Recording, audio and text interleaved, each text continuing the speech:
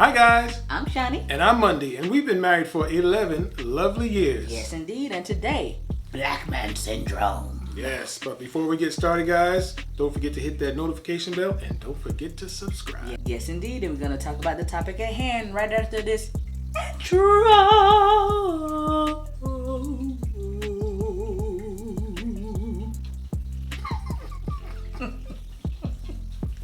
You're a fool, man. Super extra. It's just extra. Why?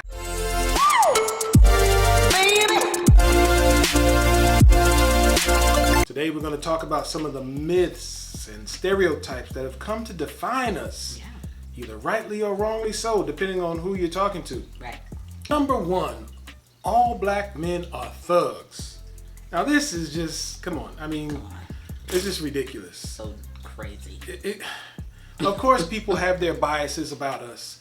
And yes, there's some of us that are thugs. And yes, some of us have adopted a lifestyle that has become known as the thug lifestyle. Right. But not all of us are thugs.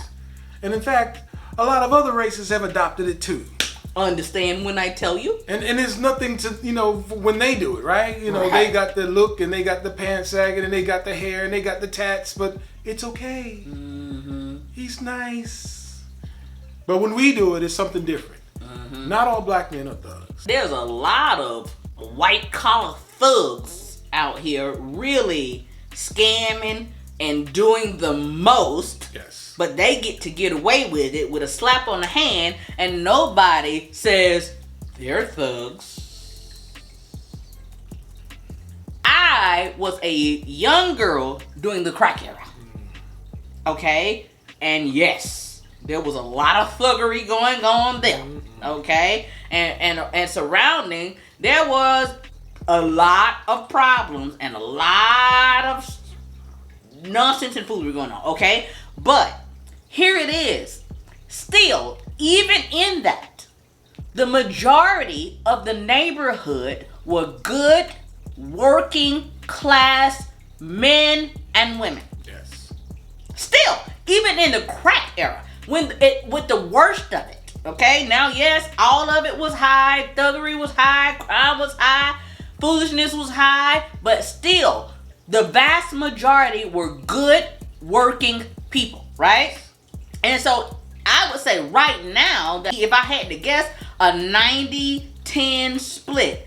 10 thuggery, gang, scams, fraud, all that situation going on. But y'all good. But y'all other races good at fraud too. Now let's not get that twisted, okay? But don't nobody peep y'all. But y'all look at us real hard. Y'all look at black men real hard, okay? But here it is. Everybody does dirt. Sure. But the black and brown men get screened under a 30x microscope. All the other ones get screened under a 1x microscope. Yeah. Because they don't look the part. You are going to get stereotyped based off of how you look. Sure. And if you're willing to own that and you're willing to be okay with that, then that's fine for you. Yeah. Okay? If you're okay with that, then that's fine. But the majority of black men are not thugs. No. We're not thugs in the full-time sense. No. Right? No. We're parents. We're colleagues. We're co-workers. College students. We're college students. Yeah. We got a little thuggery in us here and there. We have the propensity to be thugs on a small scale, but we don't go all the way. Right. But I'll say also to this is that, a lot of times when you see a guy who's looking kind of full-on thuggery, people don't want to approach him because a lot of times it's fear. Yeah. Fear of, they don't have the words to say. Yeah. And a lot of times we have our own biases about what the person looks like and who Sure. they are. Sure. Like we can't learn from them. Yeah. And that they're this type of person and they're below us. And that's not the case. Yeah. You can learn from anybody. 100%. A thug can teach you something that you had never known that could change your life. 100%. So what I'm saying to you guys, people, just be open. Yeah. If you something you see in a person, get over your fear. Say what's up to them. Yeah. You know what I mean? That can break the walls down of that whole, okay, he's a thug, I can't approach him, and let me hide my pocketbook. Yes. Yeah. So just take the time and be open that everybody, you can learn from anybody. Did you say pocketbook? Pocketbook. Not pocketbook. Do they have pocketbooks? Bags, boo. You tell them old school. The pocketbook. books no I more? ain't got pocketbooks no more. That went out with Meemaw and them.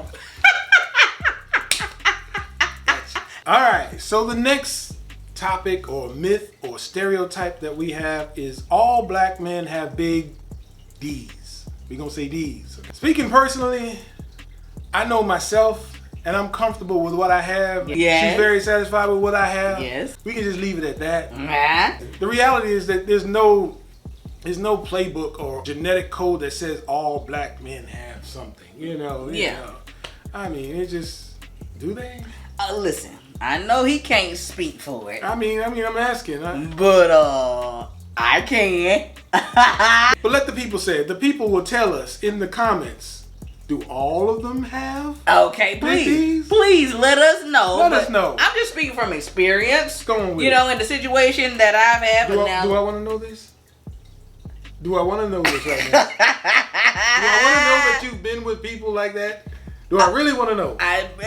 Listen, this is for the people, okay? This is for the people, okay? Let the people understand what's happening, okay? Now listen, I haven't been around the block or nothing like that, but, you know, I've dated, okay? I've had relationships, okay? All that there, right? But look, I'm here to say that not all black men have big, okay?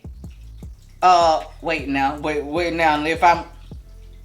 If I'm recalling the national average of size of men in general's penises, the national average is 5 erect. Now I ain't never seen no brother 5 erect. Now maybe 5 or 6 unerect. But I ain't never seen 5 erect, so maybe all of us have a different idea of what big is. Maybe you know. That's a scary thought. 5 erect? Why is this a scary thought for you? Because that would be like, you know, if I had 5 erect, you would be looking at me kind of crazy, right? Oh yeah. I mean, yeah, based on past experiences. You would be looking at me like, okay, 5 erect would be like, dang. What can you do with that? Wait, why? That's did so you cute. Wait, why did you do this? Oh, that's so cute. I'm saying. I can't. But you know what? I'm not gonna be here to bash guys. No, we're not here to bash anybody. On their size. No. Because a guy with a 5.5 erect, he could probably do some things. Like? And I don't know what he can do. Okay? But maybe he can do some things. I'm sure. And he could probably use some people, I guess. And maybe a lot of times it's for a woman, it's not a matter of the size, it's whether or not you hit the spot. Am I correct? Sure. Like, can you reach it? How far is it? I mean, where is the spot? Is it lost? Hence the reason why 70% of women do not have vaginal orgasms. Ha! Right, so the next topic about good black men is that they're all in jail or gay. Now this is kind of weird because, you know, it's one of those things that's been floated around like, you know, by women because of the problem that they can't seem to find the right guy. No, they've been floated around by men. Men? You mean to tell me men are going around saying that, all of us are gay or in jail? Yes, let me tell you why. I don't buy that. Listen, no, let me tell you why. You say why you say it, and I'm going to rebut you. Okay, great. Let me tell you why. It's because that stereotype has been said in media, right? Mm-hmm. A lot. That a lot of black men, so many black men have gone to jail, or so many black men are gay, right? Mm-hmm. So men have taken that and they put it in a scope for women and say, most of the good black men are in jail or gay. So what that does for the black woman in her mind is like, oh my God, I better hang on to whatever I got. Whatever piece of trash I got, I better hang on to it because all of the good men are not all of them, but all the good men are gay and in jail. You get what I'm saying? So now her mind, the man has made her mind in a state of scarcity that all the good black men are, or most of the good black men are in jail or gay. All right, so I get your argument, but I guess the where I differ is where the source of that information is coming from. Okay. Right. Okay. So I'm going by what women say, right? So what women say, whether or not they got it from black men. I say what they say. They got it from black men. Right. But here it is. When you repeat something over and over, if you repeat a rumor, or if you repeat something that's not true, like, you know, in Atlanta, the what is it, 20-1? Not 20-1. What do they keep saying? Why do they keep saying that? Just look at the daggone demographics. Yes. Look at the demographics. Yes. It is not 20-1. It is not 20-1. And God doggone it, they keep saying it. I told you just why they say it. Because they want women to believe it. On to him, because he just all the other ones in jail are gay. It's nonsense and garbage. The good men that you don't find are the ones that you're passing over. Okay? Because you're going for a type. Yes, You're going for a type that you're used to, right? And you're expecting the type that you're used to be the good guy. 100%. And he is not the good guy. 100%. You're going to have to go outside of your type to find the guy that you really want. Absolutely. We've said this before in another thing. Get rid of your type. Because your type ain't working for you.